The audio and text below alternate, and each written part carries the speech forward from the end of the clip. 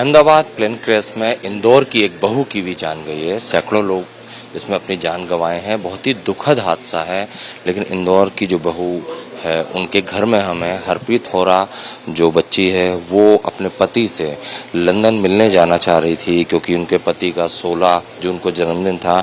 हरप्रीत के ससुर जी हमारे साथ हैं, राजेंद्र होरा, उनसे हम बात करते हैं। सर, कैसे आपको कब फर्स्ट इन्फॉर्मेशन कब मिली इस हादसे की और आपकी बहू की? सर, मीडिया के माध्यम से प्लेन क्रैश की जानकारी मिली, प्रथम वहीं से मिली। अब बिटिया उसी प्लेन में जा रही थी तो नैसर्गिक रूप से मन में डाउट हुआ, पर एक उम्मीद की किरण थी, क्योंकि पहले 30 लोगों का सुना, फिर 50 लोगों का, फिर संख्या बढ़ती चली गई।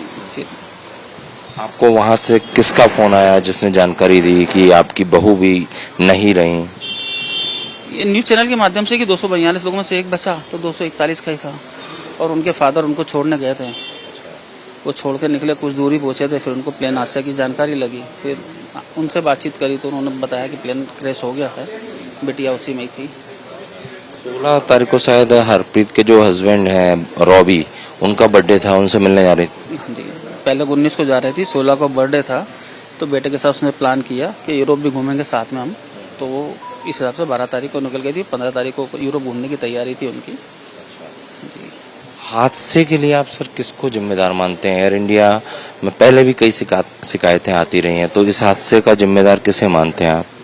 सर, ये तो मैं नहीं कह सकता, पर ऐसा पूरा जानकारी है कि इससे अच्छा बोइंग कोई से भी नहीं है, कोई सा भी नहीं है। पता नहीं क्यों ये दुखद घटना हुई, किस कारण से हुई, इसके बारे में कैसे कह सकता हूँ मैं, टेक्निकल जानकारी नहीं है सर मुझे।